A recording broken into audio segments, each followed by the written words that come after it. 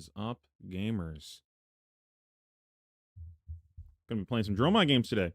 And no stalling this time. I got some shit I got to be doing in like a few hours with the team, so we're just gonna be jumping right into our games. Also, thanks Rocky. I got a chuckle out of that thumbnail myself. No green screen today. I could not get it to work, so I was like, you know what, I can't be bothered. So just actual green for my screen today. So this is a list that we're going to be playing today. Yesterday we did a more aggro slanted Dromai list. Check out last stream if you're interested in that. Today we're going to be doing more of a defensive slanted version of the deck. This is the list that we're going to be working with. Now the list is a little scuffed, just like a smidge. I haven't had a chance to work out the exact numbers that I want for everything and ratios and such. But this is the general idea. You know, we got dragons, we got a lot of defense reactions, we got some cheap starters, so that way we can block and just play a starter, push our board. One of the cards I wanted to try out was Arcane Polarity for the Viserai matchup and maybe a couple others. I think this card could potentially be good. Seems like Viserai is probably a little difficult without like a couple extra defensive tools, but we'll see. We got to do some more experimentation. If you want access to the list beyond just like here's the cards in the deck, it is on the Patreon. I'm going to drop a link in the chat. That is the link to the list with a sideboard guide for how to sideboard for all the different matchups. Though again, it's like a little scuffed. I'll have like a more refined list as we get closer to Worlds, and I will probably post that afterwards for anyone that's interested in that. That being said, let's just go ahead and jump into it and get some games. We will be dodging any matchups that are not on our listed. Oh, you guys can't see that. The listed matchups of like what decks we want to actually play. Not helpful playing against random bullshit decks. I want to play against like decks we're actually expecting to see in the format. Did it just like log me out? 1 second.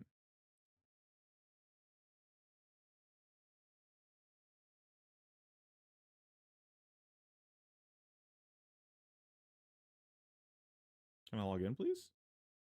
Why is Talishar not letting me log in?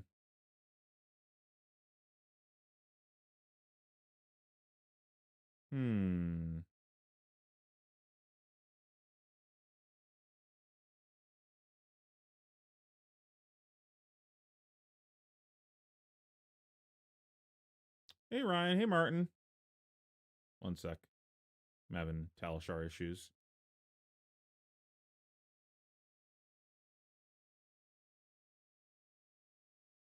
Just like taking forever to actually load the login screen.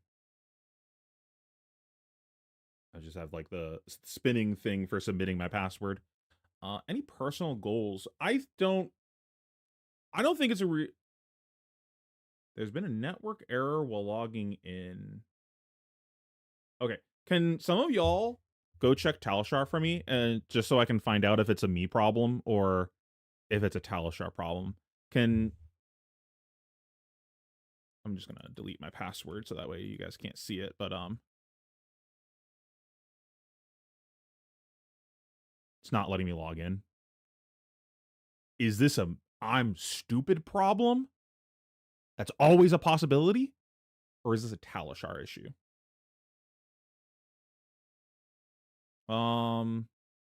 If it's a Talishar issue, we'll find different content. We'll do something else. Maybe we'll review some of the games from the calling or something. We'll do something else, and then we'll do some LL Dromai games like later this week or something, maybe like Tuesday. Because I still want to do this. It's just if I can't play the games, I can't play the games. So whatever. If someone, as soon as someone like goes and Talishar themselves and lets me know, we'll abort mission. I guess we'll stall until then. Ryan asked, do I have any personal goals for Worlds? And I think that setting expectations for yourself for how you're going to perform at an event is potentially uh detrimental to your own mental health and puts a lot of pressure on yourself and can potentially impact your performance. Now, all of this comes with a great amount of self-awareness of how your brain functions and how you are as a person. I'm just going to switch over to face cam. Would help if I had my face cam on. There we go. And let's crop this so you don't see my cards on the side.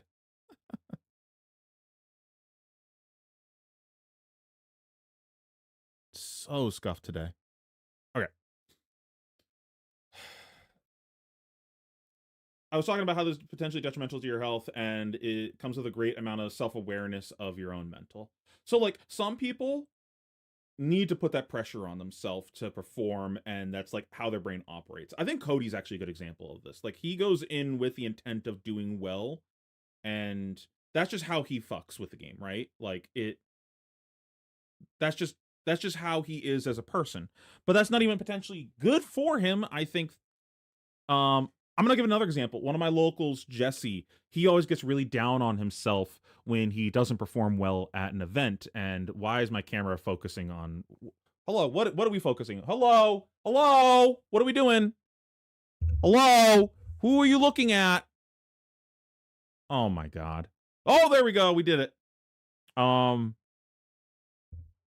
he gets really upset when he doesn't perform well at an event. But it's because he had a really high expectation on himself of how he was going to perform. Now again, it's not necessarily a bad thing. It stems from your a self-awareness of your mental. Um, Personally, anecdotally, how I try to look at it is I go in my goals and my expectations of myself have to do with how I feel about how I played during the event and how well prepped I think I am for the event. Your shit's working? Okay, I'll give it a try as soon as I'm done yapping. And I think this is an interesting topic. Because if you always sit down and you go, I'm trying to get X placement at an event, I don't think that's really that helpful to you as a player. You only have so much control over that, right? Like, you can't sit down and say, I'm going to top this event. Like, you just can't do that. Like, what the fuck are we doing here? Not even Hamilton can do that. And he's one of the greats, right? He doesn't top every event. He doesn't have control over that. Sometimes we're playing a card game. Shit happens, right? Maybe you hit the gem lottery in the wrong direction. Maybe your deck decides it doesn't want to cooperate with you today. Maybe your opponents are luckier than you. That's usually not happening for Hamilton, that latter part, but he's got a maxed out luck stat. He's very good at that part of the game. But you can't control that. So I think the most the healthiest way to kind of look at that is have goals revolving around what you actually have control over. You have control over your prep, you have control over how you play. So if you feel like you played good in the event, you didn't make mistakes, I think that's a good goal to have. If you feel like your prep was good, you met your goal. I think it's fine having like soft goals, like, oh, I'd like to day 2 this event. But like, don't beat yourself up over it when you don't. You don't have control over that. It's a card game. Let's give this another try. Y'all can't see my screen now. Okay. Says logged in, but nothing's happening. Oh, we've done it.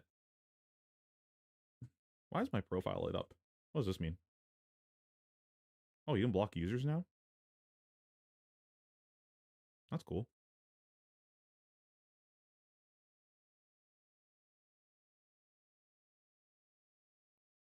How do I go back? Okay. Open this back up. Living Legend. Okay. And then we'll switch back to this mode. Maybe it's working. We'll give a game a try. It looks like Talishar's like right now, so But we'll keep yapping in the meantime. Um, I gotta work on my layout on stream also. This shit looks terrible. Um, I think make sure you have goals that have things to do with what you actually have control over. That's my answer to the question.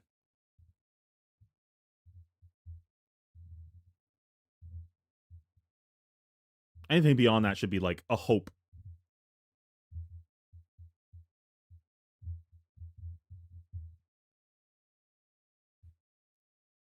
I've seen that happen a lot where people will burn out. Not on the list of decks that we want to play against, so we're dodging. We set that as a rule. I've seen people burn out over that kind of shit where they have expectations of themselves of how they're going to perform, and when they don't meet that repeatedly, they burn out from the game. You know what? This isn't on the list, but I actually need to play this matchup. Good luck, have fun. Thinking, please bear with me. This seems good. This seems good. Kind of would like to be able to make Ash with our equipment, which sucks. Should we try Royal and see if we get our shit kicked in? I think that's reasonable. I need to know what happens.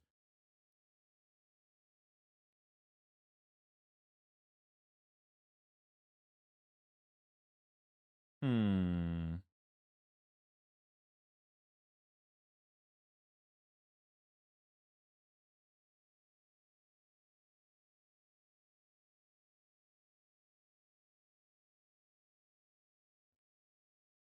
This seems reasonable enough, and I want to find out if I get punished for my helmet choice. I imagine we don't go long enough for burn them all to be good, but maybe we want like some of them just to have like a starter. No, it's probably fine because like we're gonna be blocking a lot.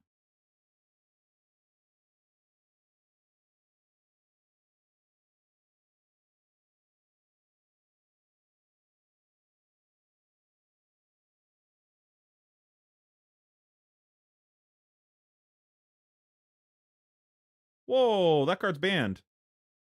Belittle? I was cooking. Okay, how does overpower work? More than one action card, so D-reacts don't count. You got a blue. I'm getting pooned?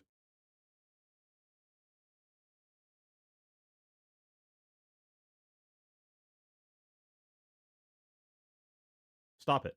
You violated the law. Okay, whatever, take one. So this is gonna come in for 10? Unless he has a pump?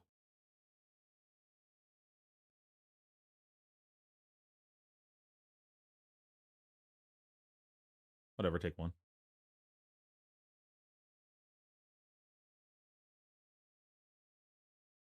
Now, here's the question. Do we block 7 make an Ash? Block 8 make an Ash, I guess. Is an Ash worth 2 damage? No, he'd get the on hit, but then it won't matter because we won't have a card in our hand. Is an Ash worth 2 damage? I don't think it is because he hooked. I don't think I want to give him another gold.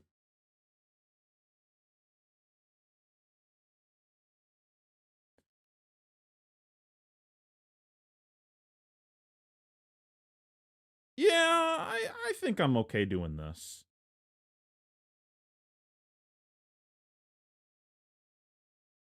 We got this. We'll do the thing.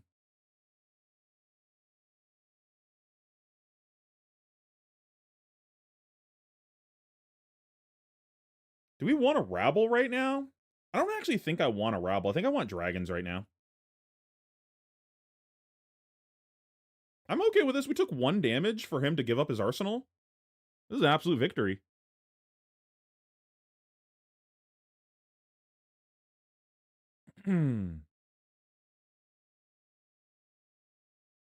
Yeah, I think we're cracking gold here. Get rid of the burn them all.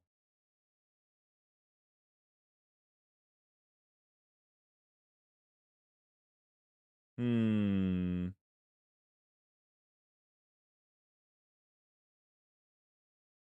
And I guess the E-Strike, because I want to put shit on the board. That's a good shit on the board. That's quite a good shit on the board. I think I like that, and then put the Miragai in Arsenal.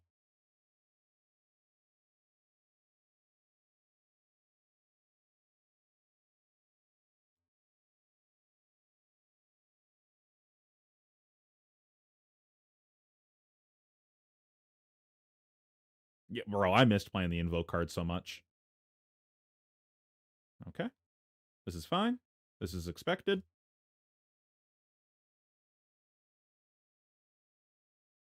Do it. I'll block.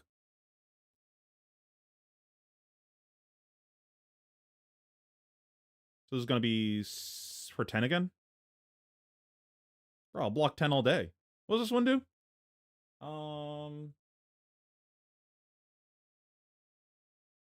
Non-attack action? No, that's what all of our invokes are. Stop, you violated the law. Do we have armor on this so we can keep an extra card?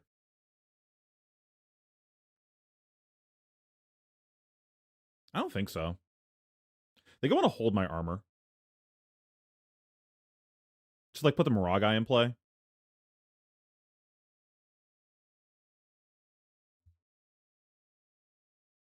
So tempting to give armor on this, though.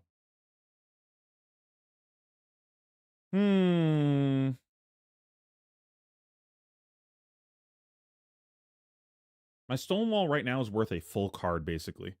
So we go both of these and this, or we go both of these plus this, and then we give up our Arsenal. I don't know if I really want to Arsenal Rake the Embers, though. Because we're going to be on 1 Ash. Rake on 1 Ash isn't that great. I think we're, like, looking for Tome. I think we need to play like this. I guess putting the Rake in Arsenal is good when we draw the Tome, though.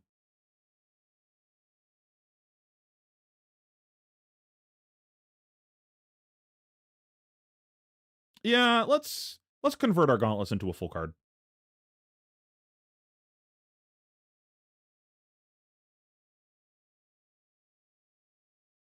I think we sink the Miragai. Because it's just going to be pitch anyways, so...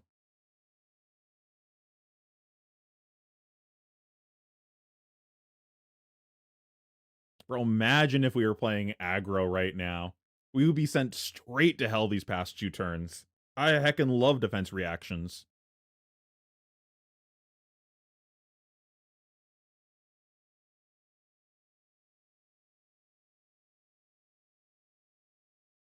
Alright, now we have a board. We've given up 1 life and our gauntlets to have a board state.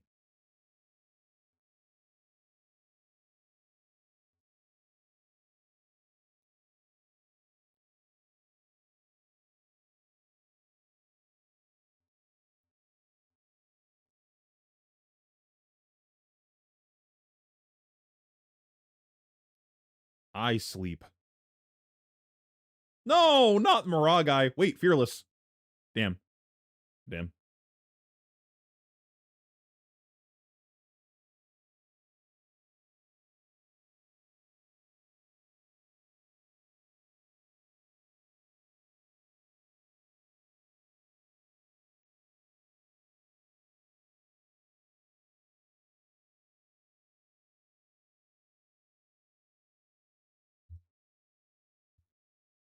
Yeah, Marlin's a thing in LL. Turns out Marlin actually has a really good hero power, and the thing that's holding her back in CC is she doesn't actually have cards that enable the deck, because all those cards were banned.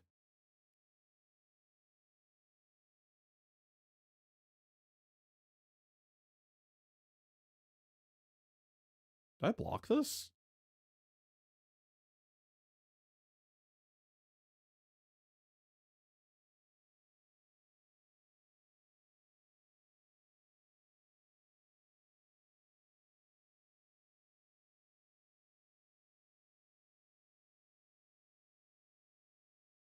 So we could give up all the armor here. We could go like card armor to stop this. Is that worth it?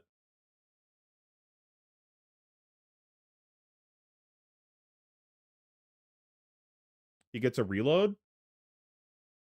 And then what? even if he has a 2-cost, I don't think that he would have pitched a tipple if he has a blue plus a 2-cost here, right? Like, he would have pitched the blue instead, load the 2-cost, pitch the other blue to play the 2-cost, and that curve is better, and then he gets to hold the tipple to put an arsenal at the end of the turn.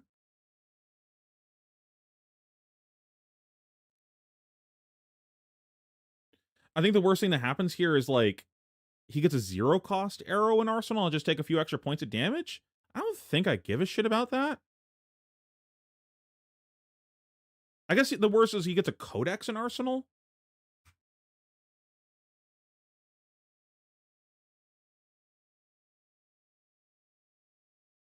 I think what I want to do is block with both of these cards over the course of this turn. Play this, play this. I have no idea how this plays into Starvo. I just know this is a real deck. It's not a meme.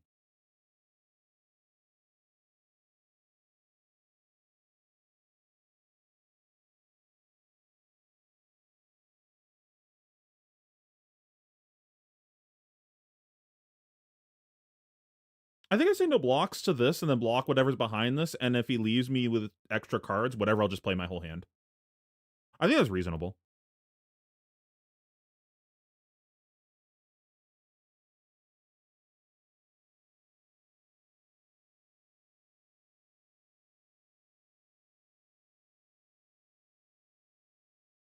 He already booted also.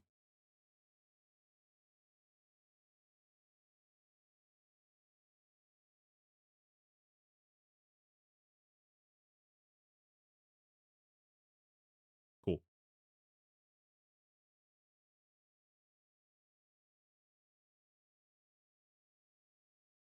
We're going to play this. We're going to play this. Hmm. Maybe we play the Rake and then Command and Conquer him if he doesn't have a popper. Pretty unlikely that he doesn't have a popper, though.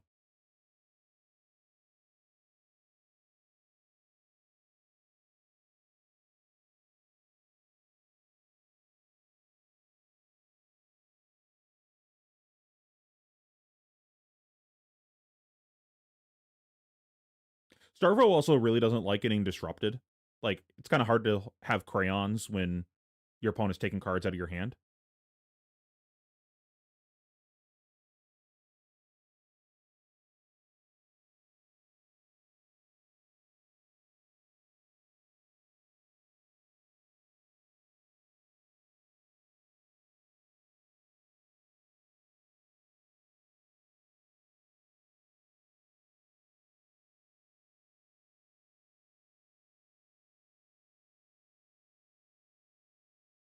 Yeah, also if you put Starvo to sleep.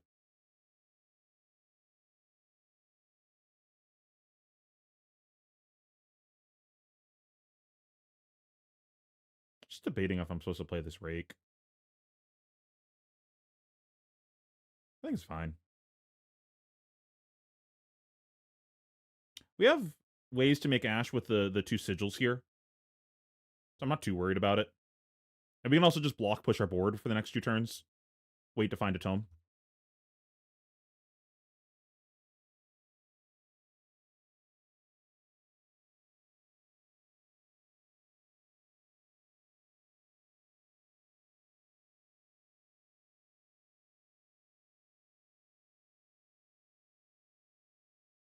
Oop.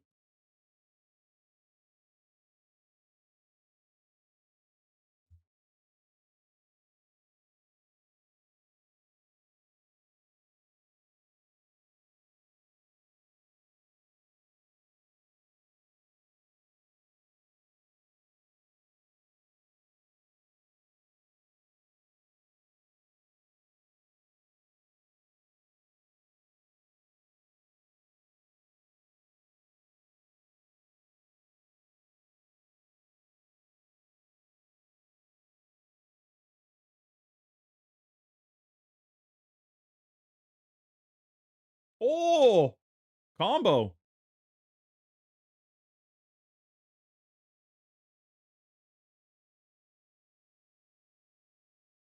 Is this an instant? No, it's an action. That'd have been cool if you could, like, respond.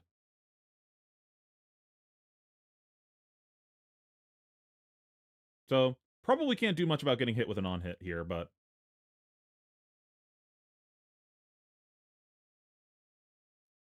Worst case, we, like, block with the Warmongers.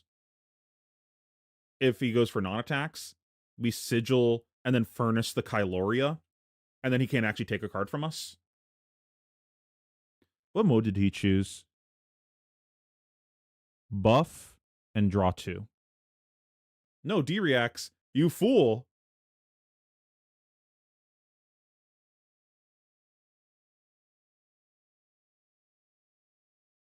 Should have hooked. Wait, why did he cannon?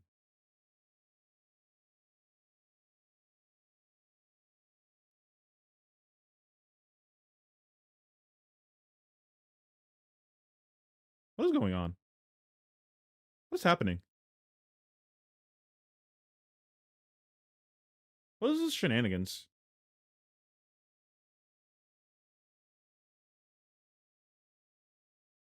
What is this, a codex?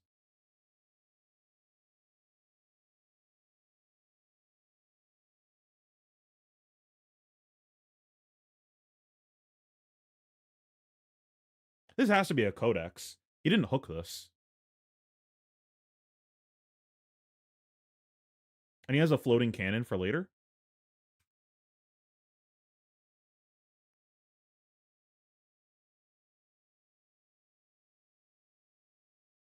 We can't stop the hook cannon, so I think we just block this out, so that way we guarantee getting full value with our cards. Make him think this is a D-react.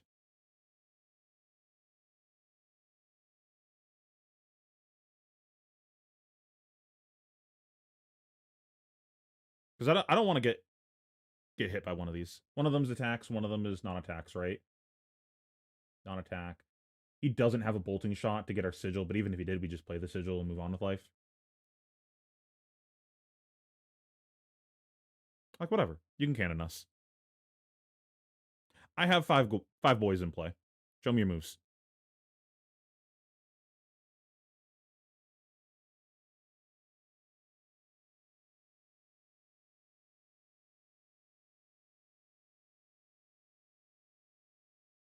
Wait, it was just a hope angle? Oh, was it just to get 2 blues in pitch because he still had 1 floating? Okay.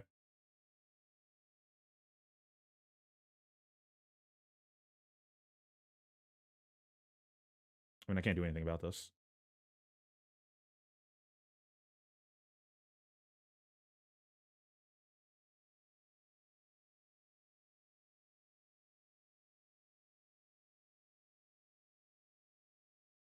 Anyways, back to Ashwing Land.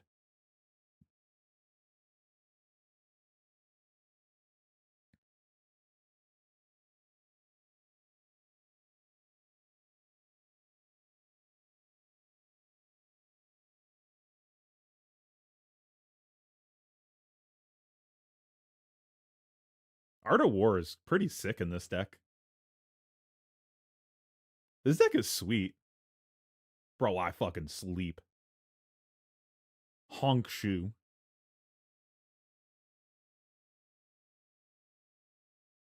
Yellow?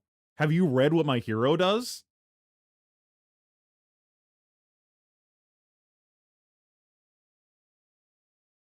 Wait, we can actually cast this. Is that what we do? Do we cast this? That's kind of sweet. I don't know how good that is, though.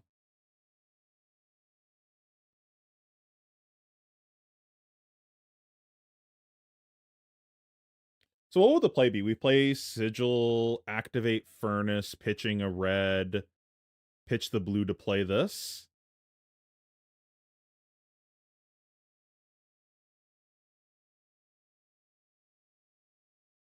And then Arsenal the D-react. Send opponent to hell. Block with this in case he only has 1 popper.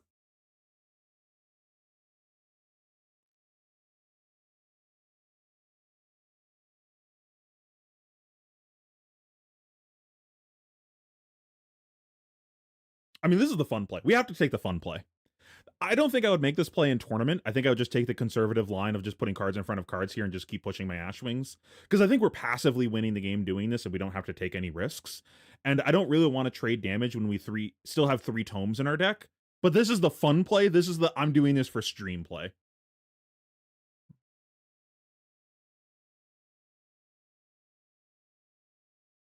Yeah, what's up? That's what I thought.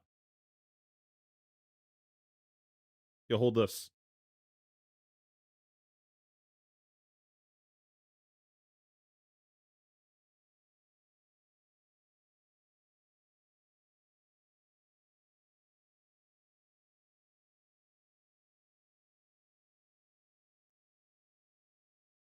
I will be taking your popper, sir.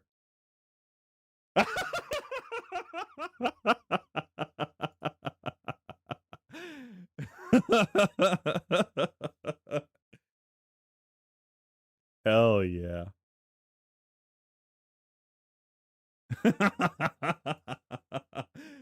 That was the fun play for sure. I'll just send him right to the Shadow Realm. My god. Okay, let's look at the rest of this deck. This deck is sweet. What are people playing? So what did I have to play around there for other things? I don't know how I feel about these belittles. Those seem a little silly. Playing 3 of a kind already seems kind of difficult to do in this deck. So adding in more misses seems a little dubious. I understand the logic though, where you go like belittle, grab the blue, and then you have the blue for like high tide and shit, or your cannon. I get it. But also at the same time, you don't actually have that many reveals in the deck, right? It's the belittles, the tipples, and is that it? I guess your sleep darts. I don't think you have enough reveals for belittle. So the belittle revealing on turn 1 was kind of a luck sack.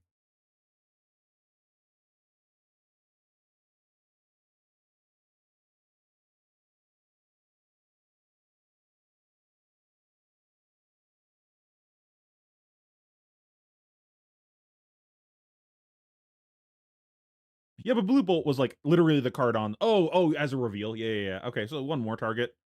So you've got like what, like 15 targets? Maybe that's enough. Actually, he's only on red belittle. Uh, Belittle, tipple, bolt, sleep. So yeah, 15. Oh, true, the hero power. I didn't consider that. Oh yeah, isn't that what he revealed to it also? Okay, that makes sense. So you just always have a target for it, theoretically. That's kind of cute. Hey, maybe I'm sleeping on this. Maybe we play this at Worlds. This deck is sweet.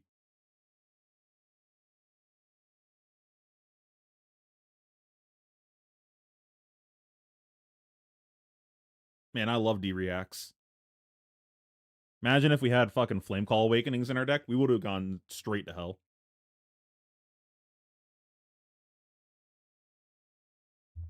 Also, hello, Jesse.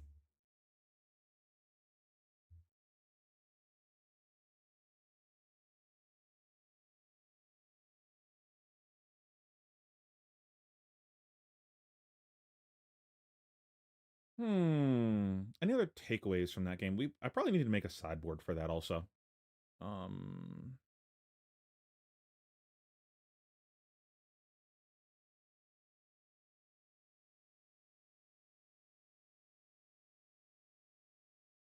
and then we'll work on that later.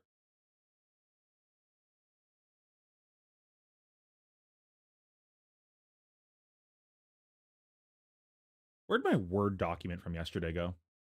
Let's pull that up.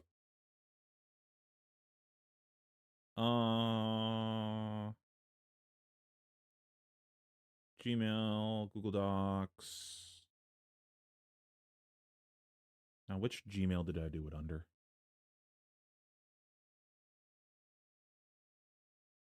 This one.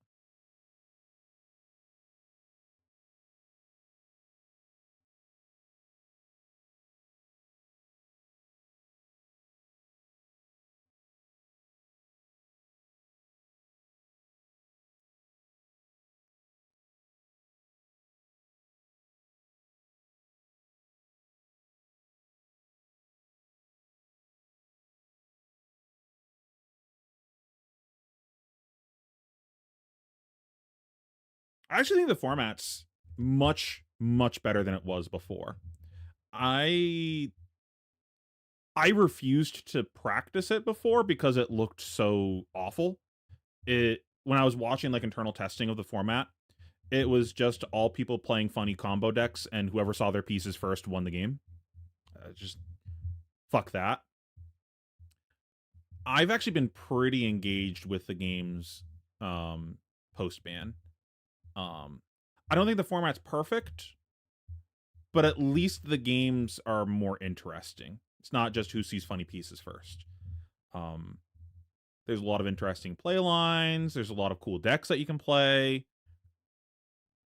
The games just aren't over instantly when certain things happen.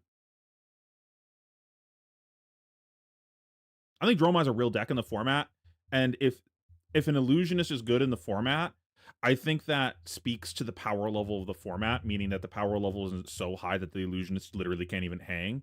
Meaning it's at least a like a reasonable format. Then I'm not saying that as like a I want to play illusionist type of thing. I'm saying that illusionists inherently just are non-functioning decks when the power level of the format is too high. So if illusionist is viable, then that means that the power level of the format is at a certain level, meaning it's at least playable, right? It's like a reasonable format.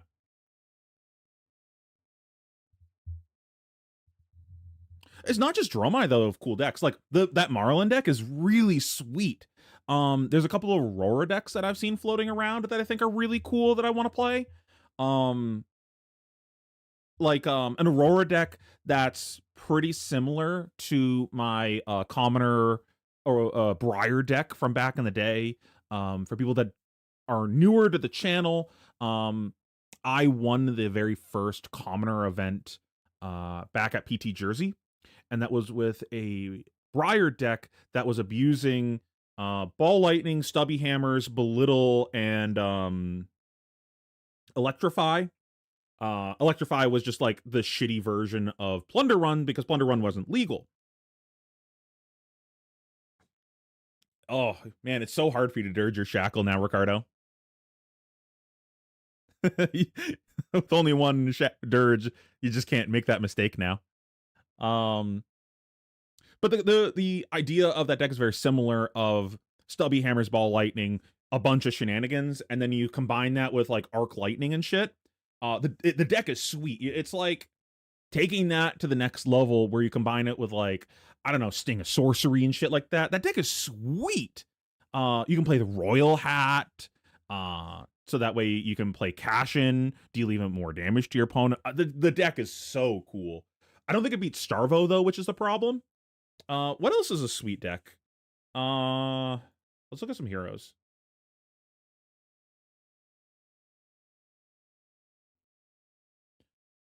I don't think it's sweet, but Verdance might have play in the format now. Um, Maybe that's it for sweet decks. I think Dio's like kind of sweet, but it's not the kind of shit I would fuck with. Um,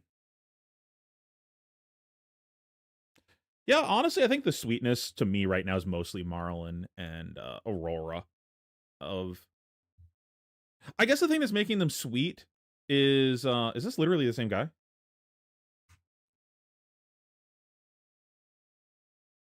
I mean, let's go Royal again. That seemed to work.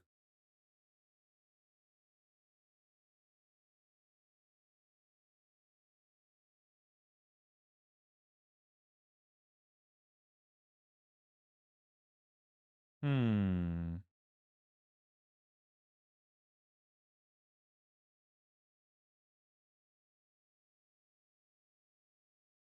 There's an argument for sand cover.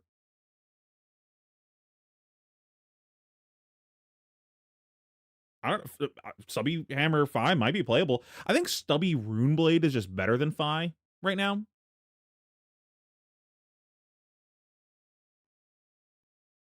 All right, no double D react this time. Unfortunate.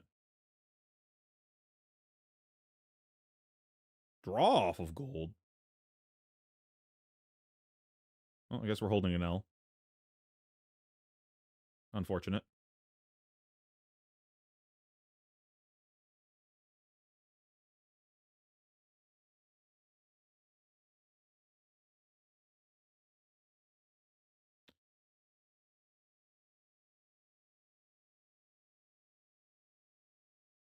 Hooking this is kind of psychotic.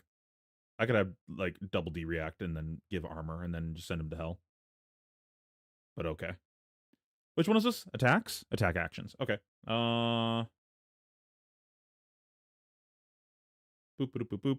Man, I wish I had a man. If we had a D react here, it would have been sweet too, because we could have furnished the attack and then like basically anything here, which is pretty unlikely that we draw nothing here. We have what, like 9 D reacts, 3 sigils. Unlucky. Whatever. Holds the L.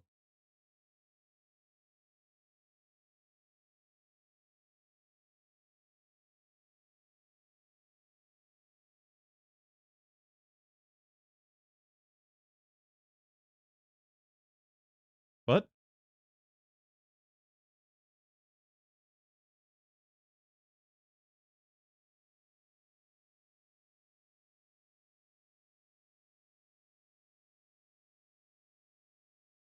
So do they just? Am I misunderstanding how these work? Does it just take any card, period, if he has activated a harpoon?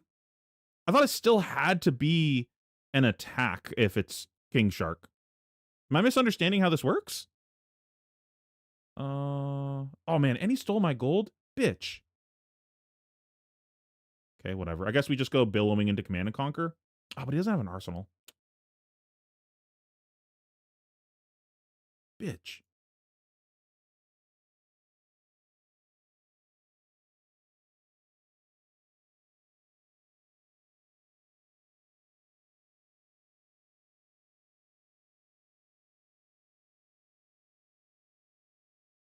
Oh, I just redrew CNC. Okay.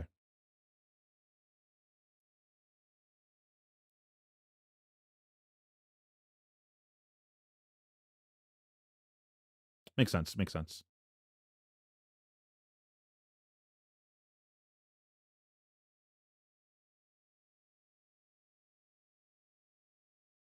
Am I still throwing this CNC?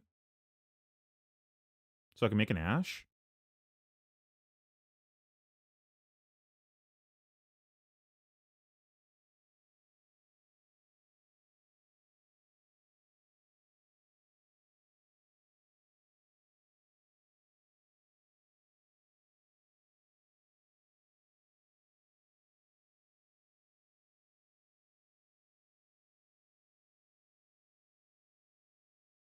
I mean, what does he do on a 3-card hand? Nothing, right? I just don't want to go to 0 Ash and draw up and not be able to take a game action. I'm a coward. I think I do this.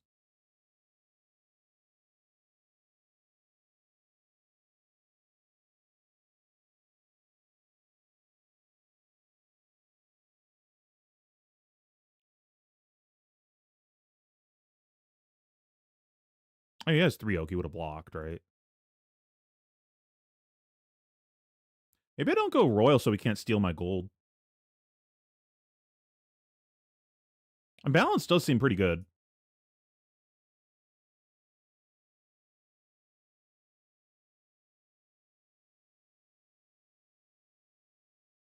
Reading is never happening. What mode did he choose? Buff? And imagine drawing D-Reacts in your defensive deck. My god. Calm down.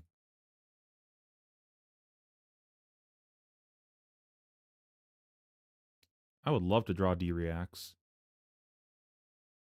My god.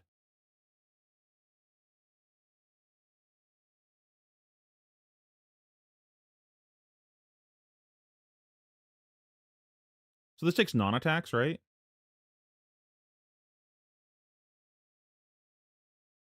Of course, my hand has 3 non-attacks.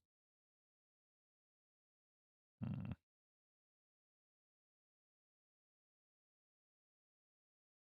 I think we've lost this game already. That's tough.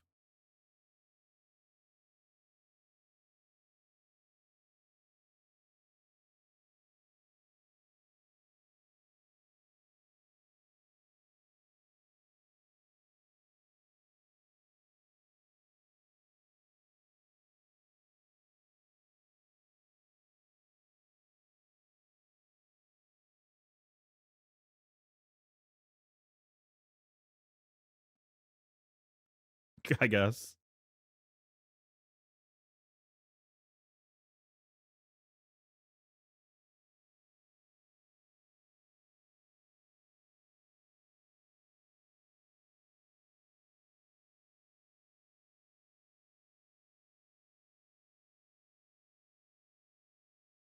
Bro, what is this nonsense? Where are my defense reactions?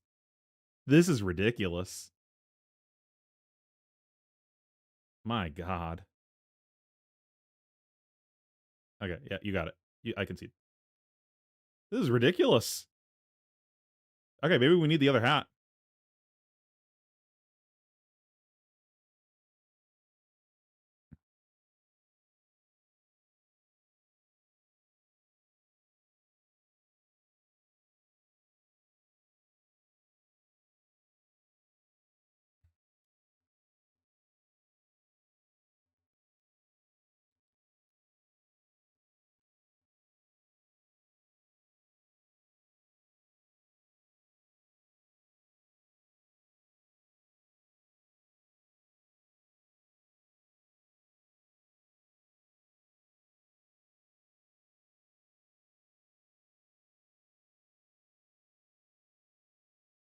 Maybe we need other boots in the deck so that way we can make Ash from our boot slot. So that way we can go balance and then swap out our boots. Go like balance, Stonewall.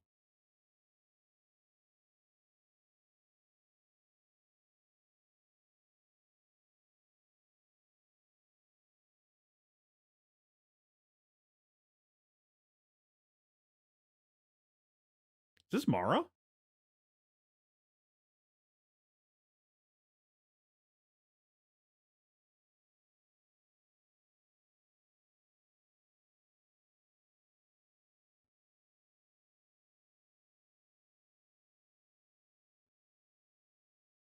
Unlucky. Also unlucky with his hand. Some cheeks. Oh, there we go. Something that makes Ash unfortunate.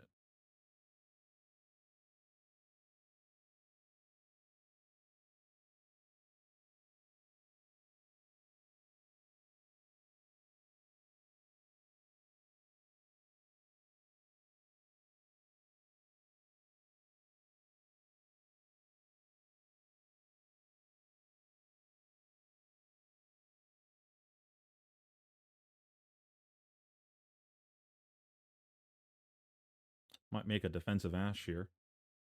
Oh, huge.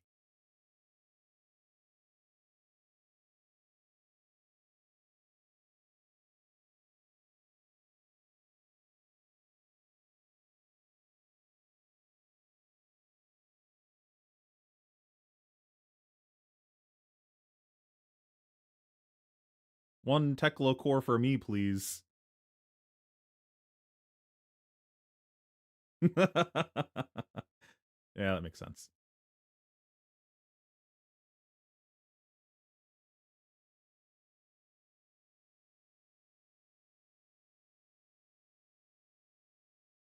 From hand. Interesting.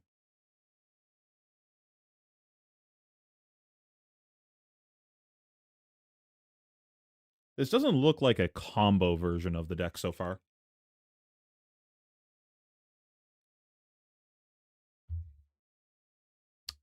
I am a little confused. Play Boom Grenade, crank it, shoot Kyloria, pass. Huh? Okay. Yenderai, Blaze, pitch Sync, I guess? Pitch, and then play the Burn Them All? It technically plays all of our cards, I guess.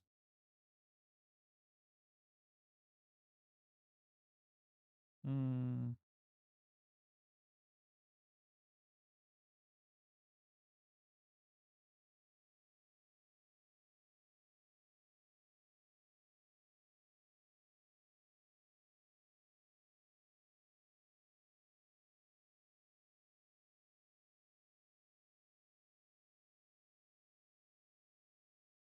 Interesting. Just cashing in the Boom Grenade, I guess, on defense. Seems like a bit of a waste. That was an odd turn.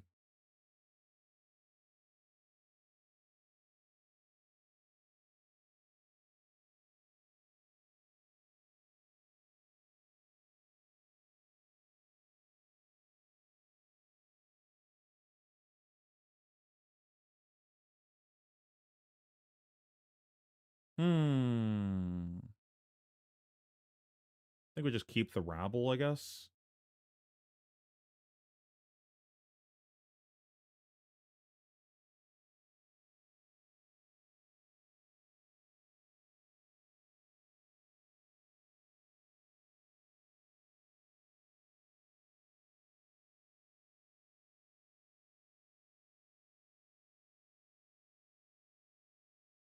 Okay, I guess we get balance value. Oh, that was off the top. Okay. So I'm not drawing yet. Okay, so maybe it is combo. It seems kind of loose, though. There's no high octane going here. What's going on?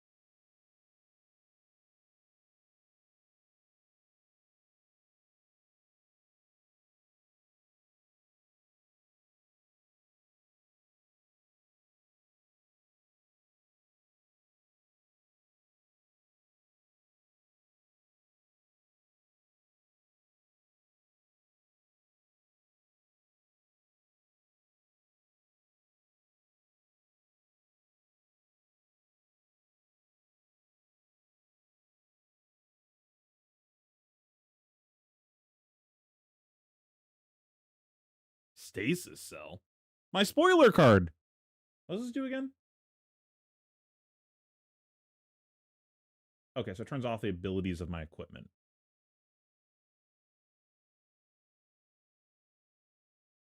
The activated abilities.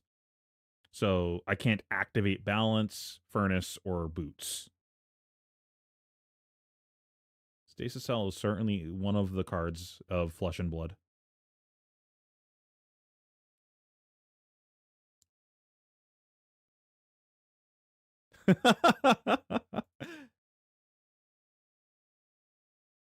My God. I rip my rabble, I guess. Whatever. What are we doing? Why do we have two floating? Why are we not just putting this card in Arsenal? What is going on? Okay, whatever. You got me, I guess.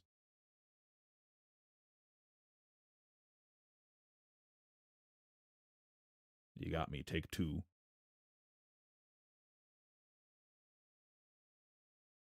You got me. My Yenderai counter. I'm very suspicious by a lot of the game actions that just happened. Anyways. Hammer for 4. I'm fine just putting this Fate in Arsenal. Like, whatever. Yeah, I submitted that as my picture for the AGE Player Championship thing, and they just refused to use it. Cowards.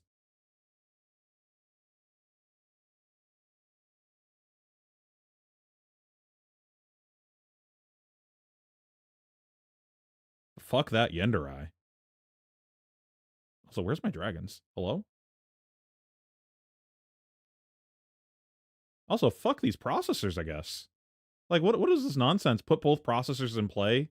Boost my dragon? Okay. Where is this happening from? Top of deck? Okay, I was actually thinking about this. Not now. I'm going to worry about this after Worlds. But I wanted to start making some stream emotes, and then maybe we can make some merch out of that eventually. Like, maybe we make sleeves or something out of them. Like, okay, I might be deceased. What is happening? Hold on. We might be dead.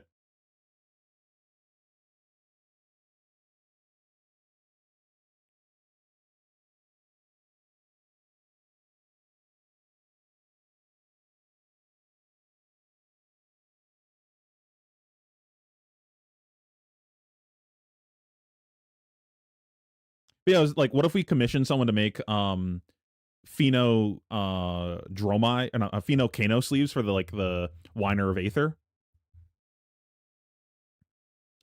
I thought that'd be cool.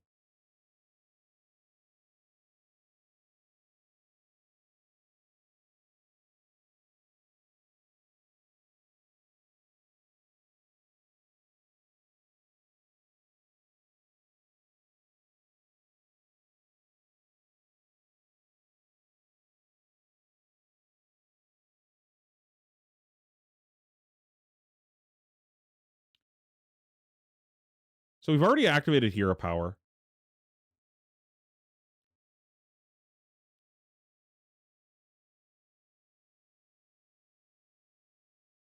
I'm debating if we just let this yellow boom happen.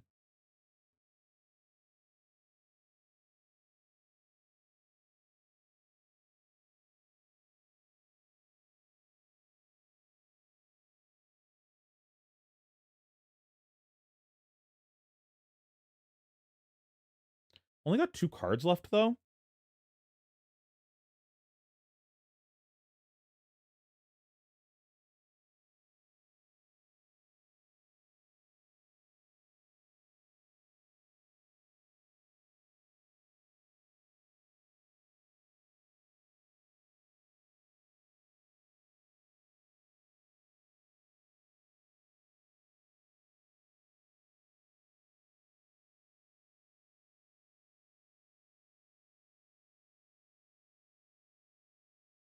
I'm also thinking of just shoving armor on this and then drawing off of hat.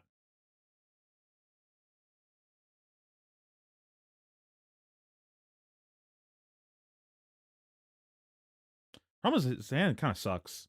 Like this Command and Conquer doesn't do anything in this hand right now. We just like play these 3 cards and then hold the L on the Command and Conquer. I think I just like block efficiently and just ignore the fact that the boom grenade is there. Like whatever. I'm gonna take that damage eventually this turn. I think maybe not with only 2 cards, but I think I respect the damage that this deck possibly could do and assume that it's gonna happen.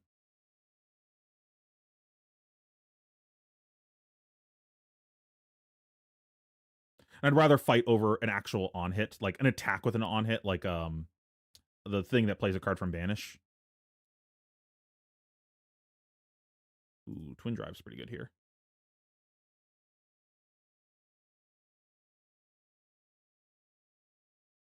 Oh. Wait, that's it?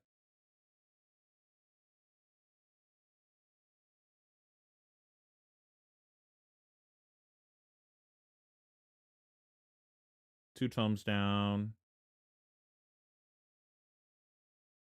I think that this hat isn't getting better, so I'd rather cash it in now.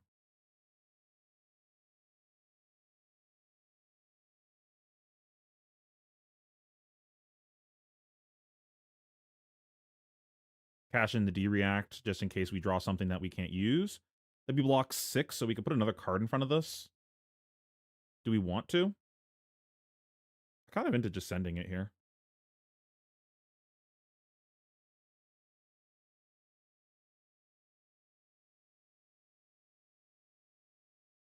And we can use the Fate to manipulate what we draw also, which is nice.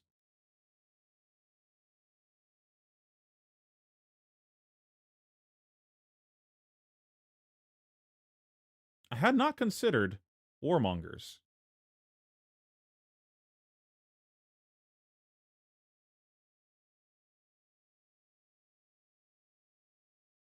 I guess we could have fought over the boom, huh?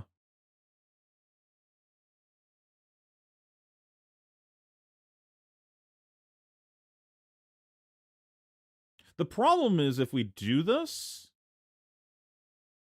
we can't play the Warmongers and the Oath, and the Oath is our red to play the Blaze. So I think we're still priced into just sending it with these 3 attacks. But, like, putting this in Arsenal is still pretty fucking good.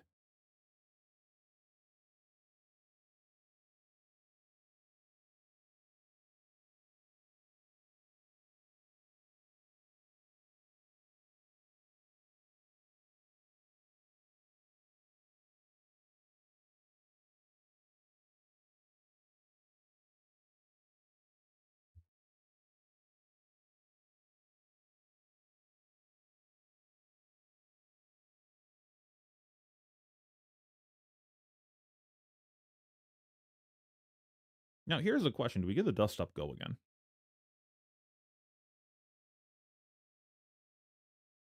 I don't know if our... I guess leaving the boots in play for future T-Bones is kind of nice.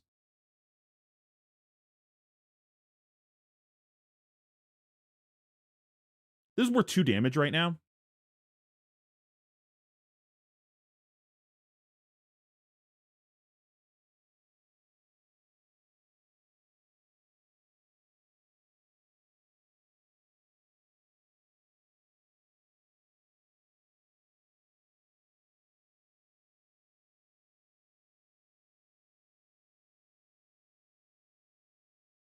Let's see if we get punished. No, time zone. Okay.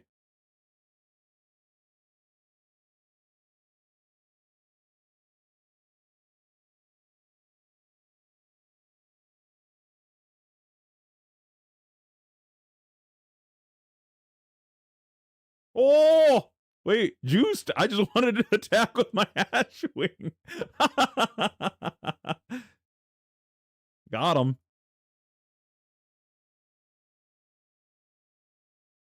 There's no snatch in here. We play Fate for scene.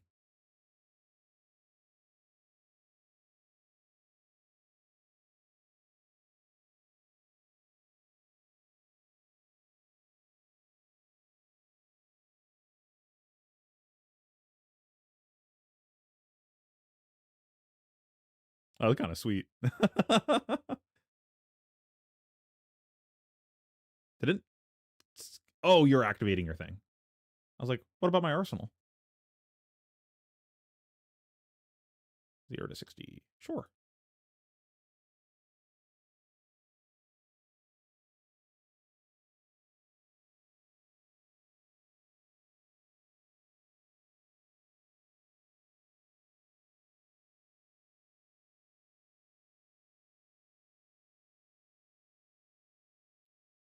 For real?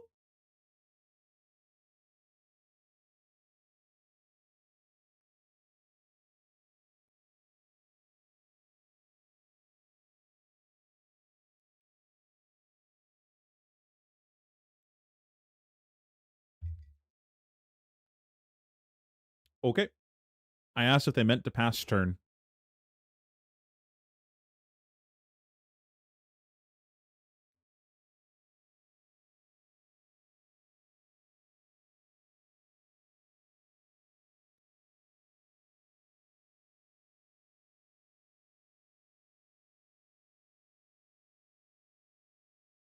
Okay, what were we doing on our turn?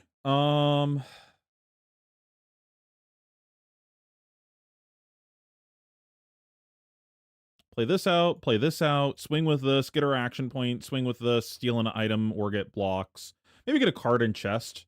Swing with this, play the Warmonger's Arsenal, the D-React.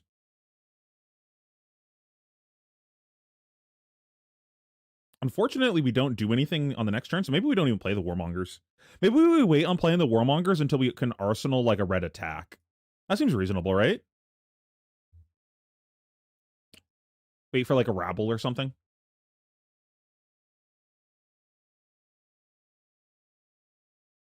Okay. Any takeaways that we have from this game?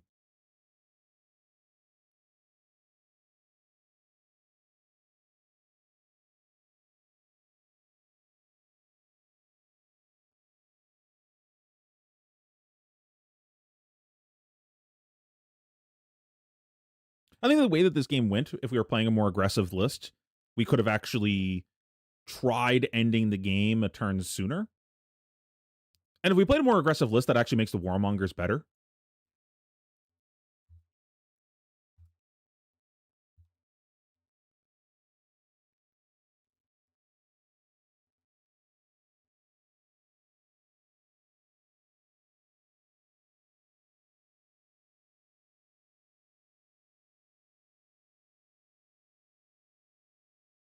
The balance is pretty good.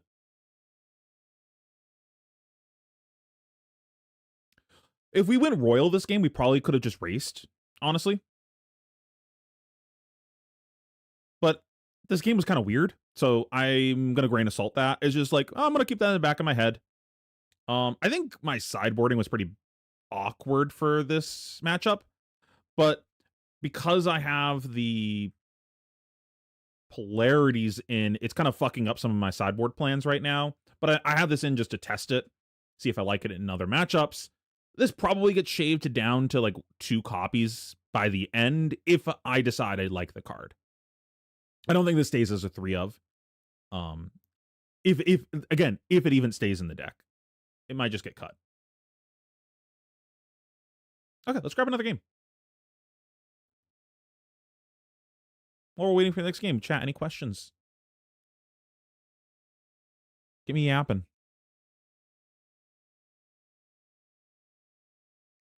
Dromai and Sage has been fun. Can you send me a deck list, Chris? I'll take a look. Okay, great. We can find out if we like the thing.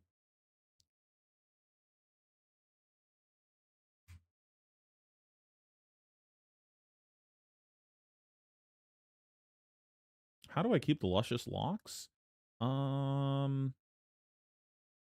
With products that hydrate my hair very well. If you actually care, I can show you the product.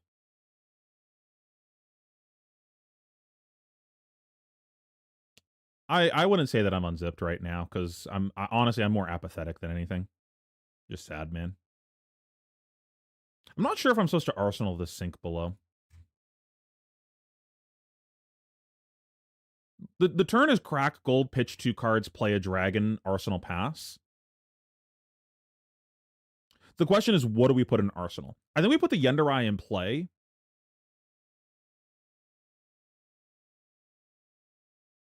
It's probably not arsenal the sink below because it's turn 0, and he might not give us a reason to use this. I think I put the Miragai in arsenal.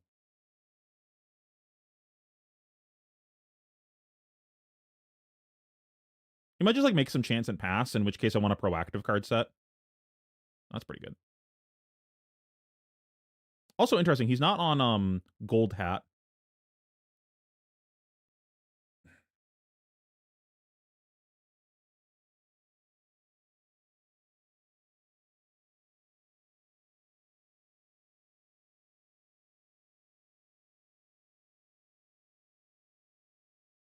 I did not make the video yet. That I'm going to take my time making that video. It might not actually come out until after Worlds, so that way I can focus on Worlds instead. More than likely, it's going to be something that I kind of like fuck around with in the car when I'm like, I'm not the one driving, or like when I'm at work waiting for Jimmy to finish like his side of the work so I can take the mail to the post office, like shit like that. I'm just gonna like slowly work on it on my phone and like script my different ideas out and storyboard how I want it to be set up. Because the what I have in my head, my vision for the video is going to be telling a story of my experience of Fab. It's not just going to be like a fucking long ass video of me complaining about the game. That's not the intent. I want it to be like a piece of content, like my experience with the game Flesh and Blood. What a turn. This is definitely one of the turns of all time. Is this weapon afterwards? My god.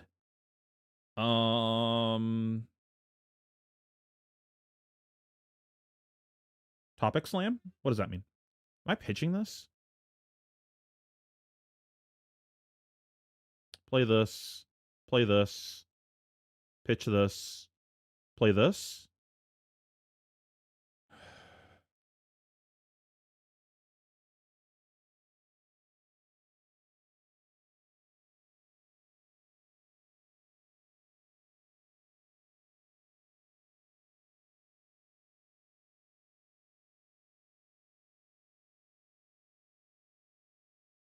But also just arsenal this, but I actually don't like casting Warmongers in the matchup.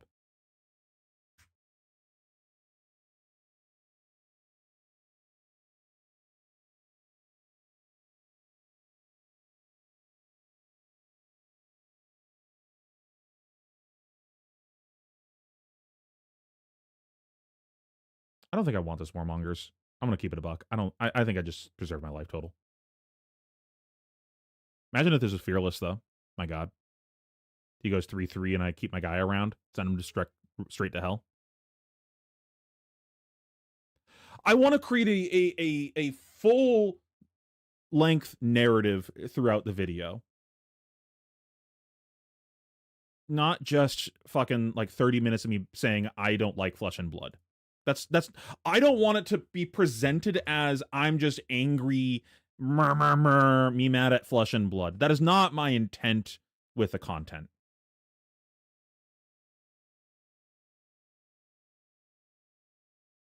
Also, no face perk is interesting.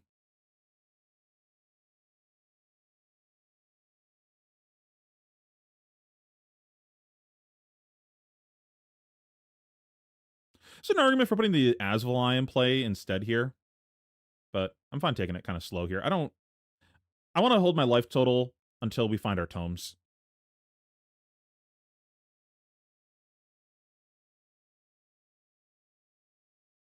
Also a question of just arsenaling the rabble here. I think I like that. Just hold the rabble for later.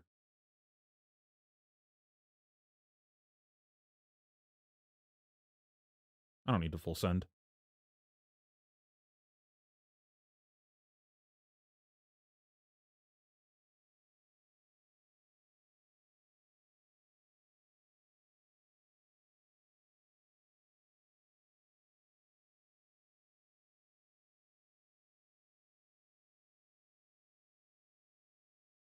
Like, what I have in my mind is talking about, firstly, my journey starting in Flesh and Blood and explaining, like, you know, why I joined this game and what it was like playing the game from the beginning.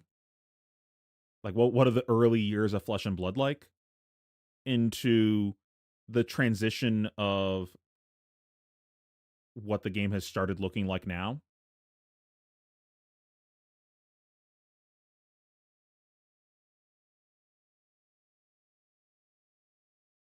And then talking about how there's been this steady decline in the quality of the game, and then compare and contrast that to the promises delivered in the game in its early years and what it's like now. Am I blocking this? Play Asvali and a Rabble. Play both Rabbles. Arsenal the Oath of Loyalty.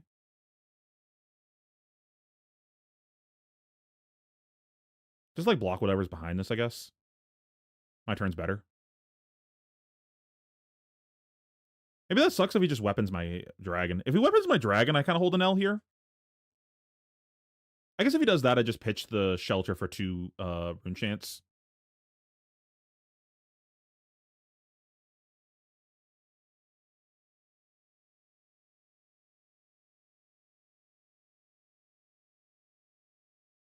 Okay, so our turn is Rabble, Rabble, Asvali.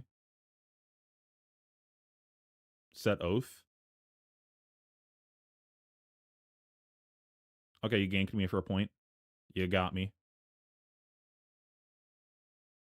And then I want to talk about, you know, not just all doom and gloom, go into my hopes for the future in the game. What do I want to see going forward? Because I don't want it to just, again, be me bashing on the game. Like, what I don't think there's much value in it as a consumer just saying what I do not like. I think I need to say what I want, so they understand how to course correct if they value my opinion at all.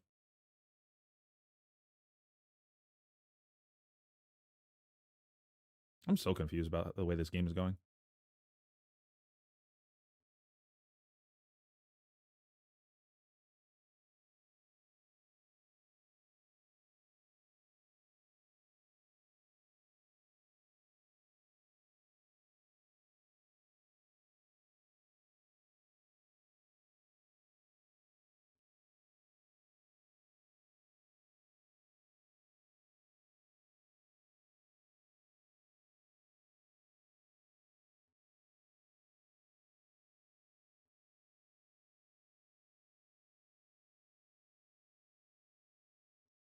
And now my dragon dies, but I got a 0 for 6 out of it.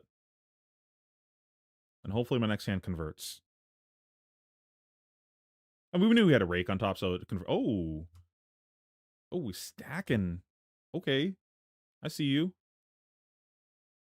Well then, I guess.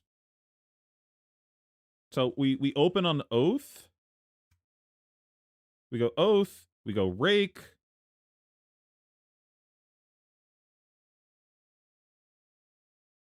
It's a question of what do we put in Arsenal and what do we pitch. Play this, pitch one of these cards, Arsenal another one. Does it just play both Rakes? No, it can't be played both Rakes.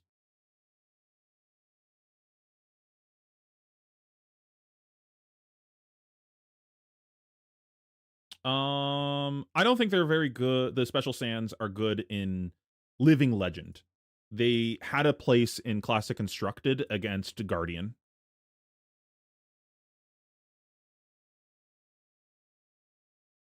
Maybe I just make a Spectral Shield with one of these.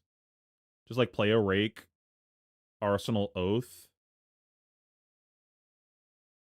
activate Furnace, use the dollar on gloves. Like, okay.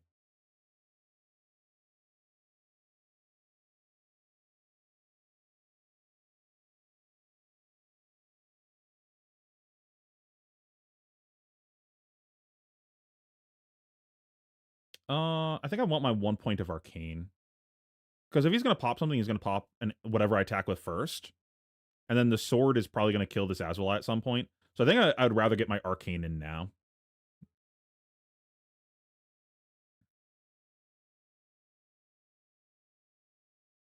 But yeah, the sands are good when, like, everything's trying to pop you and you have to play, like, versus fatigue strategies. But that's just not what LL is. So it's, like, potentially relevant versus Starvo, but I think you have enough tools for Starvo that doesn't matter.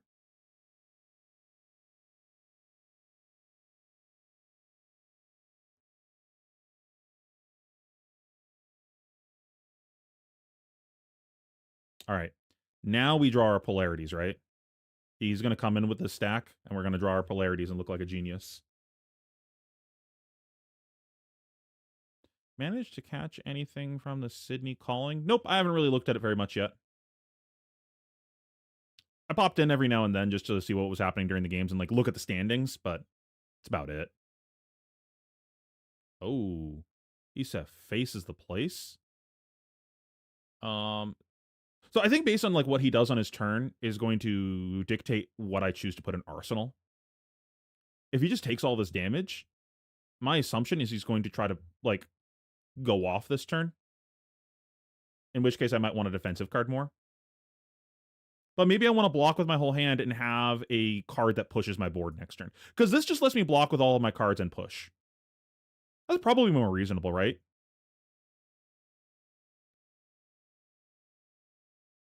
Yeah, every time I, like, looked, the games looked kind of not great quality, so I was like, I don't care. And none of the matchups were matchups I cared about, so I was like, I don't really give a shit.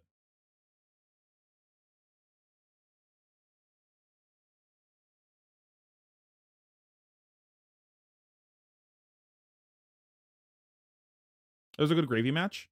Okay, I'll take a look at that then. Maybe we can do that together on stream.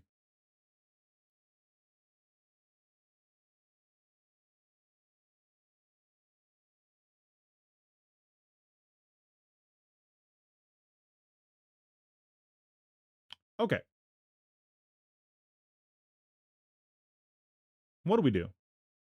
I think blocking with my hand and putting the Oath in Arsenal makes more sense so I can push my board guaranteed.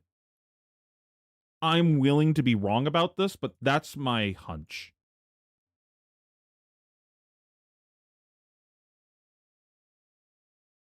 This is going to be a learning moment. I am new to using this card, so I need to force myself to use it more often. Oh, yeah, I think I scrolled through and saw that he played versus a Syndra and won. Yeah. I think I know what you're talking about now. Opening with Succum, interesting. And then become for what? Are we just setting up? Did he just play this to make one rune chant? We getting ninth? I'll just block my whole hand. Okay, this makes sense. Take a bajillion.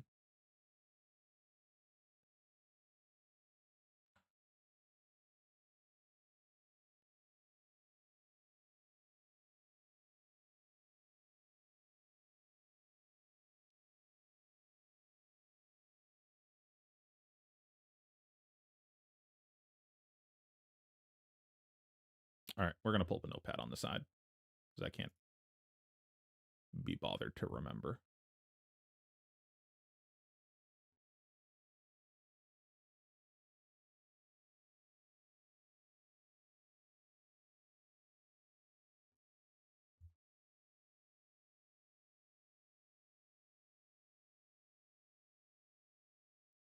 That being said, the timeline's probably going to change if he's misordering this.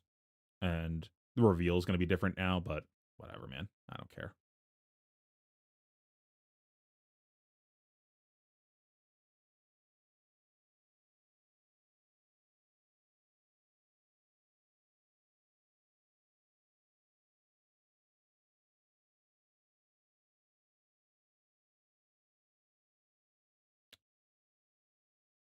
Actually, you know what's easier? If I just take a screenshot. I don't know. Wait, it's not going to show everything on the screen.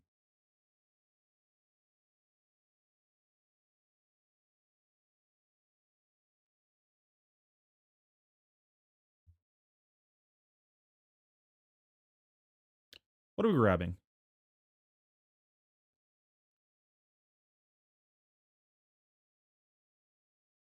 Rune, Rager, red? Ninth? Rune, Rager, yellow? Second ninth.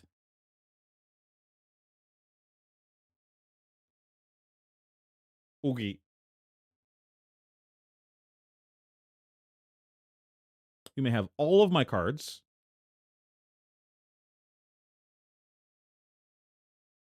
So he's gonna get his action point back, I guess, to play the other ninth?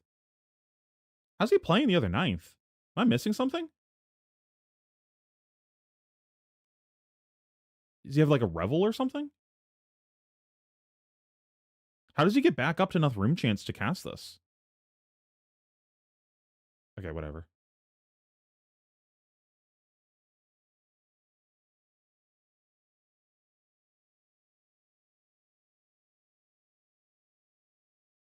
Okay, I think I like the decision of arsenaling this.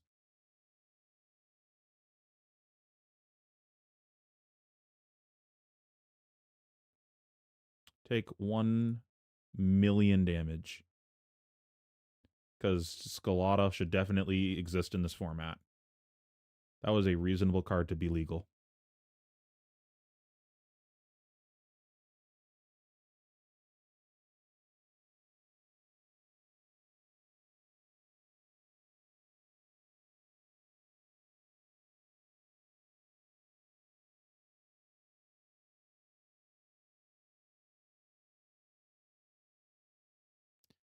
I had like a mini crash out from them banning for limiting Deadwood Dirge or whatever the fuck it's called instead of banning Scalata. That was so ridiculous. Like, what a joke of a ban.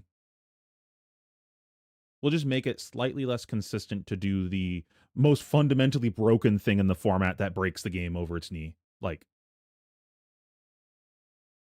I mean, that's part of what the complaining in that video is going to be. I guess I should. I don't think I actually have that on my notes. I should have a segment of that. Of it's felt like over the past couple years that the devs are just playing a fundamentally different game than we are. When you like, the problem is if I say that, I really need to like add quotes from them and like scrub footage from like dev talks and stuff. And man, I'm just so lazy. I can't be bothered to do that. That's just so much work. But like when you listen to them talk, it's pretty obvious that they just are playing a different game than we are.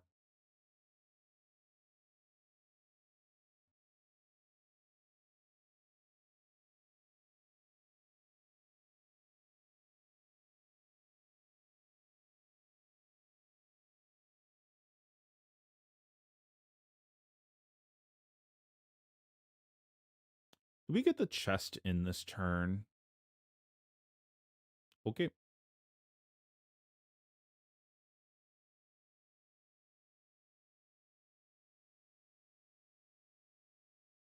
Yeah, I don't know why you picked this up.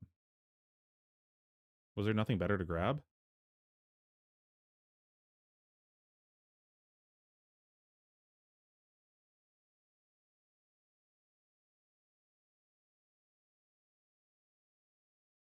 Probably should have grabbed the other rune flash, right? Whatever.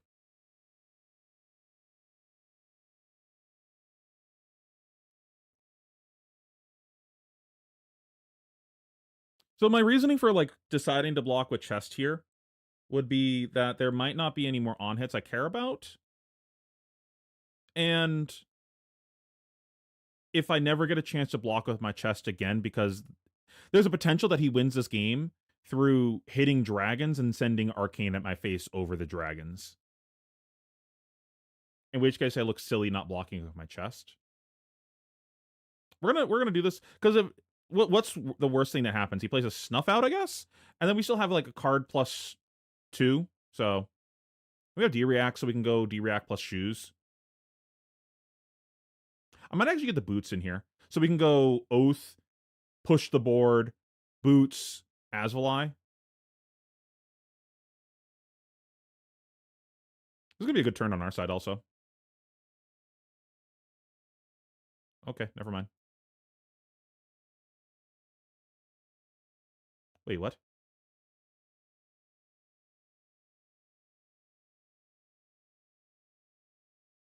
I'm what? What? What? Bro. Okay.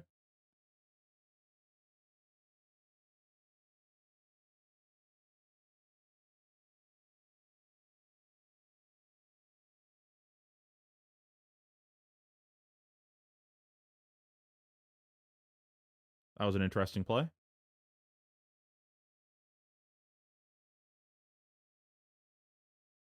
See what I mean? Now he's just like killing Ashwings instead. I, he just spent like a bunch of damage killing our board.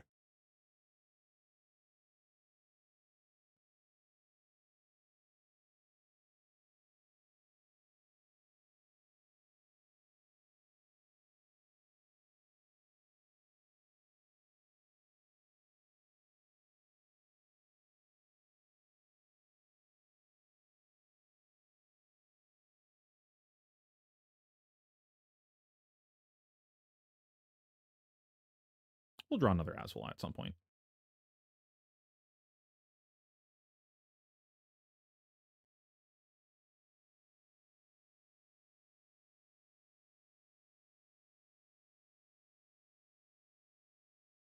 Meet and greet.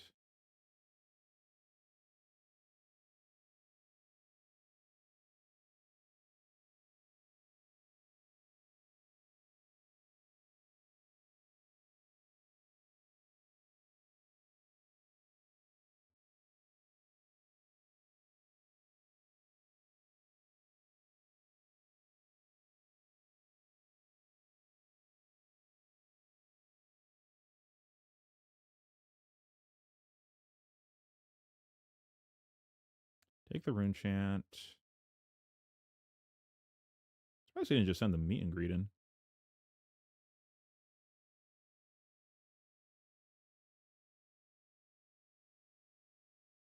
Did we give him Furnace?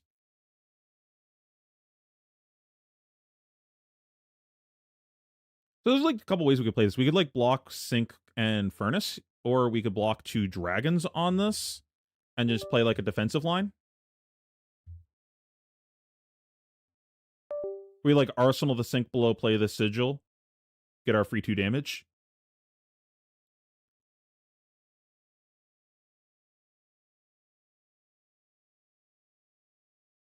We still have our tomes left in the deck, which is something else to think about.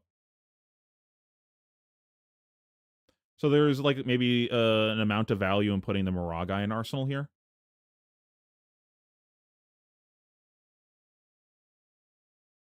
Go like Sync Furnace. Play Sigil, Arsenal, Moragai. That's like a little loose, though. I think what makes more sense is when we see the tome, we just put the tome in Arsenal.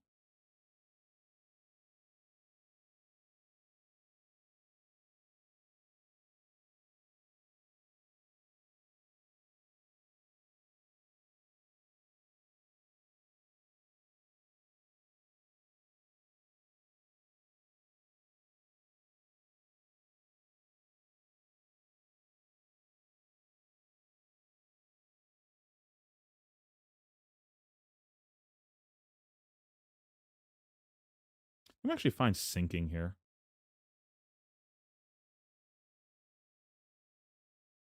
No, if we draw a blue, that kind of sucks. I don't think we sink.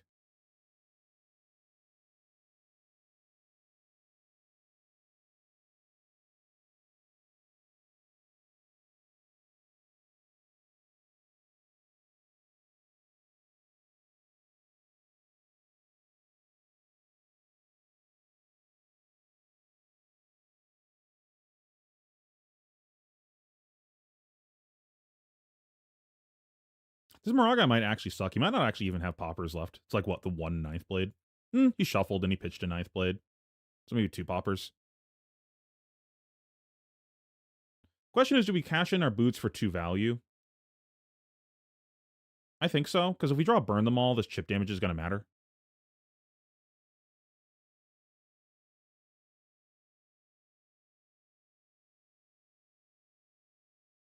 We might be able to get more out of our boots, but I don't know if that's guaranteed. And if he pops us, like, in a subsequent turn, then we look kind of foolish. But we still have all of our polarities left. I don't think we're out of this game. We're at a functional 15 right now. We got polarity. We have a board. We can block our whole hand and play the Sigil push 4 next turn. So we just, like, get a free 7 value out of the Sigil.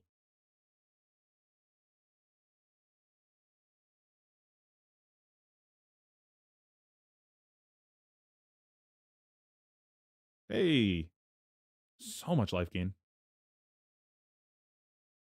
We can just face tank everything. Block with this. Maybe block with both of these. Just gain a bunch of life. This is great.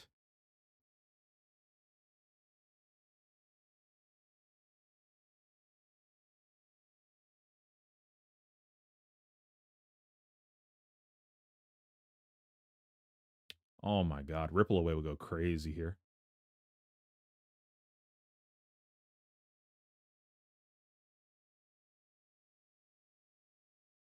Me? Well, he's just out of Snuff Out, so I don't think I care. Him playing a blue is, like, actually really good for us here.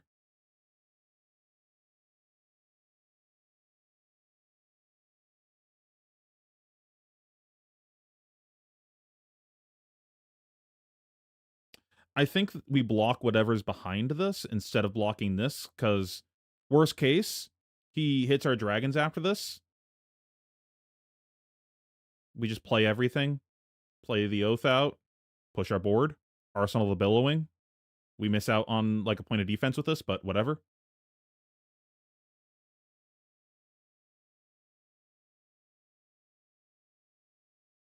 But I think I want to block with a Billowing this turn.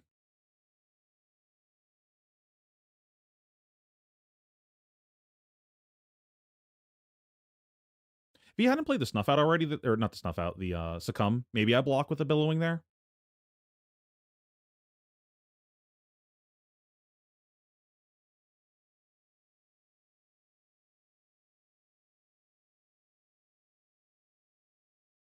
We got to tease him.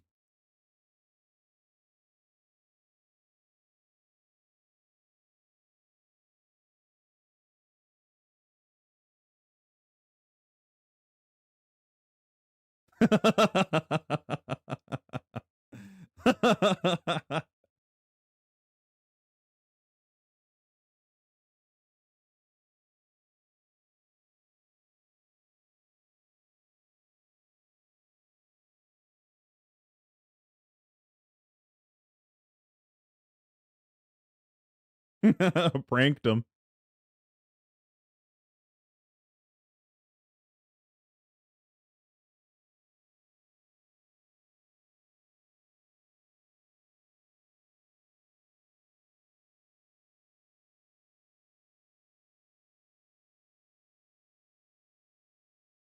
And we still have got 2 more polarities left in the deck.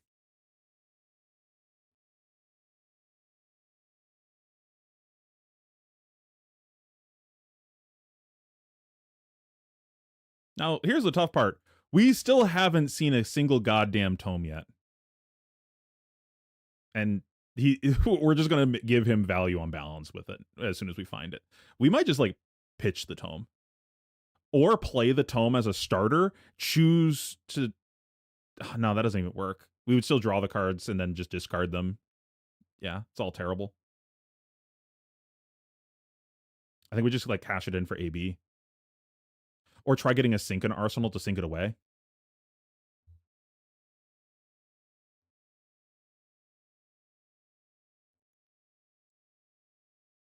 All right, we're very close to winning this game.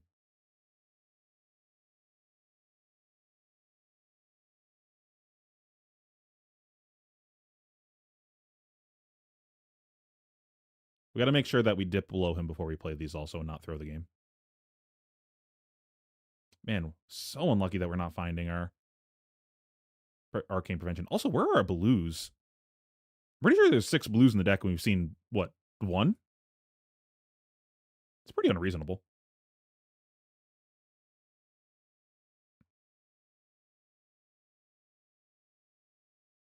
There's a chance that we die here, though. If he can deal enough arcane damage, we just die. We're probably dead. We needed to find something here. He could whiff.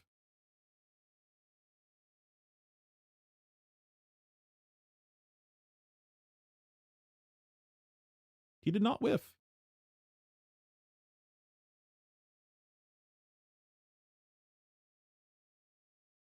What'd you grab? Blue Swarming.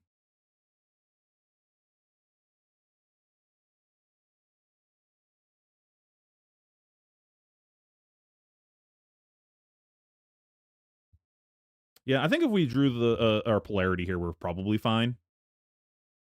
Or defense reactions or something. Pretty unreasonable to go this far into the deck and only see 1 polarity and I think 1 blue. Also, Shelter would have been fine, and we've only seen 1 Shelter. This is pretty unlucky.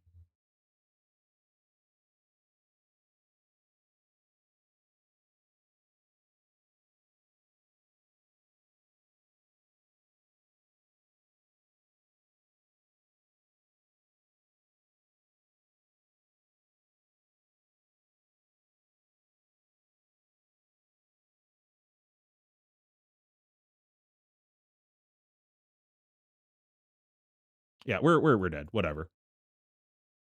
We can't stop 6 Reenchants. And we still weren't going to find it for another round. That's crazy. They just like went to the bottom of the deck. Our stacks. Where does our stack start? This Chromai, I think?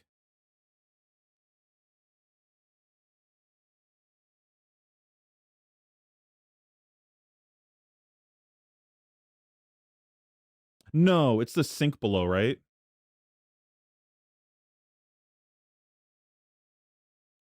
We pitched both of these to gold. So we had seen 1 blue all game. So we had 5 blues, 2 shelters, 2 polarities left in our deck. And they just were all at the bottom. That's so unreasonable.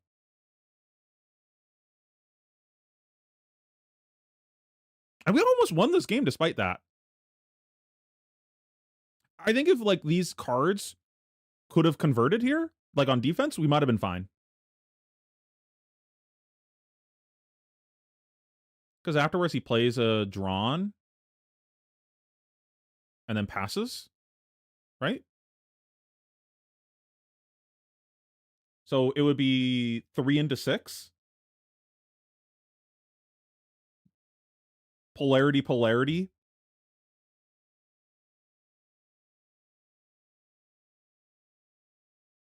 Go to 1, hold 3 cards. Still have the sigil even?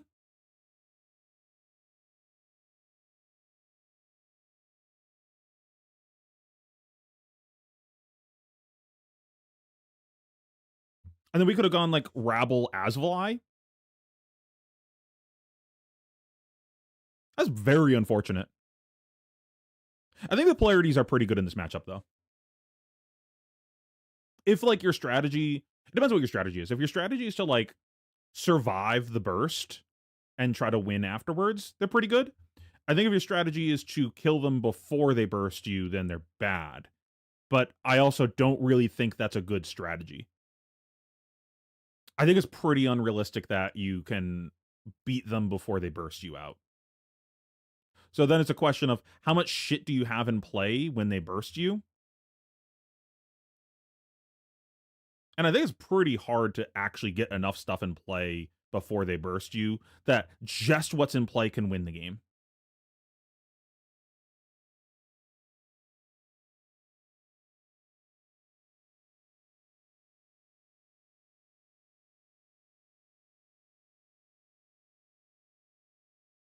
And it's not even like we could have held our hand there, right? The turn that he bursted.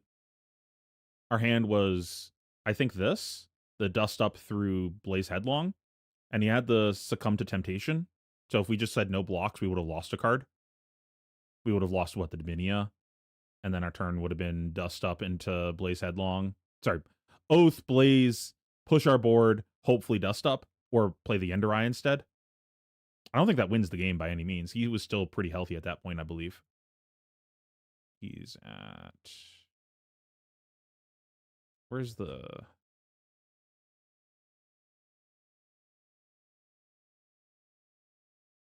Oh, they changed the Switch player stats.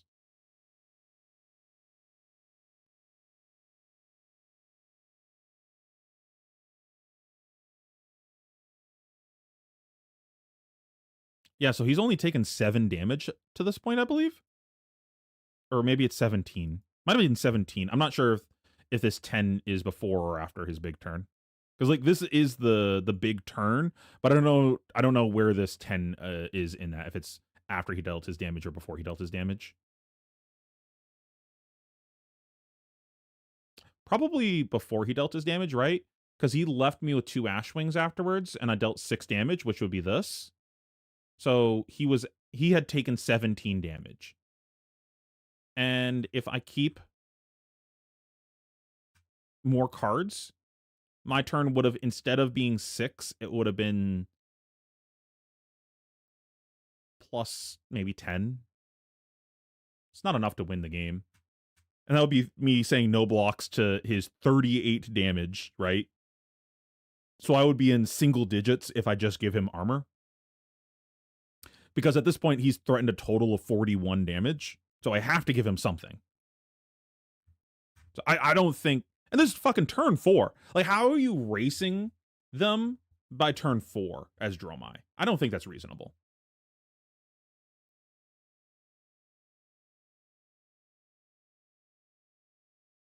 And we'd drawn pretty aggressive cards up until that point anyways, too. We'd seen 1 D-React.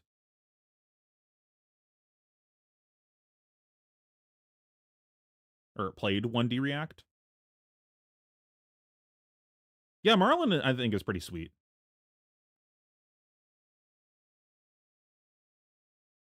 I mean, that's like what the strength that Chain had for the RuneGate deck. It's big, lots of big numbers, lots of damage, plus disruption. So in the aggro races, you're racing them while preventing them from racing you back. That's really strong. And then that's also good into Starvo, preventing them from having crayons. Maybe not good into Dromai. Can be good into Dromai, but probably not good enough. You probably lose more often than you win. You can win. You're basically just saying draw your D-Reacts in the early turns or lose the game instantly.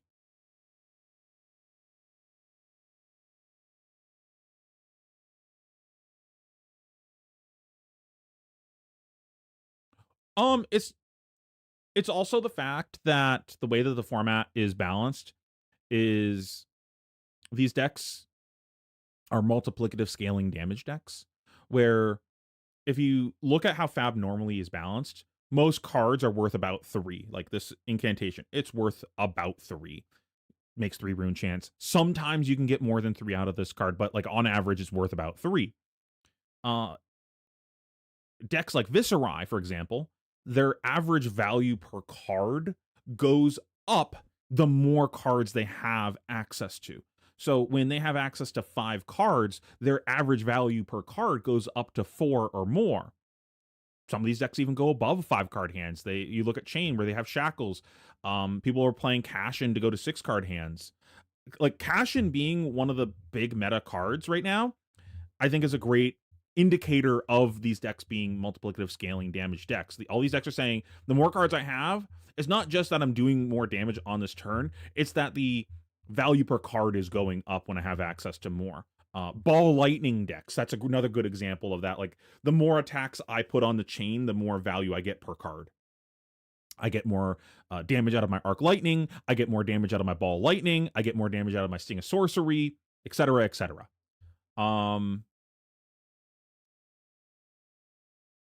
Ironically, Dromai is one of the decks that goes the other direction. Her value per card goes up the less cards that she has access to in her hand, because all of her value is caked into her damage on board. So like, if I have 10 dragons in play, I block my whole hand and play my sigil, and my sigil's worth fucking 13.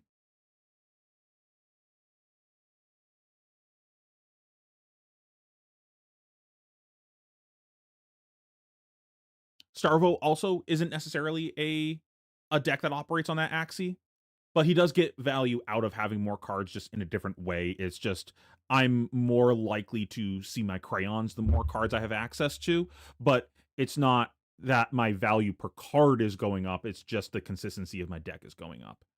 Hence why Briar's in. Well, Briar can do the multiplicative scaling damage thing. That's she can do that. Channel Mount Heroic, your value per card goes up when you have Channel out. She also has access to Ball Lightning. Like she can also do that strategy. She can also do shenanigans with Blossoming Spellblade. That's like a legit thing you can be doing. Mm. Okay. I was talking about sweet decks earlier. That's another sweet deck. Blossoming Spellblade Briar, where you use Scalata to pay for it. That's a sweet deck. You know what I want to do? I don't know if it's good, but I really want to go Arcane Seeds Life. Sorry. Grasp, Arcane Seeds, Chest, Channel Mount Heroic, make an embodiment of lightning, Felling of the Crown for free because of Chest, Rosetta afterwards, or I guess Reaping Blade now. That's sweet.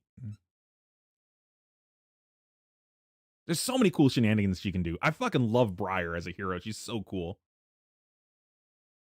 Like, I know I'm usually illusionist pilled, but there's cute things you can do with these other decks.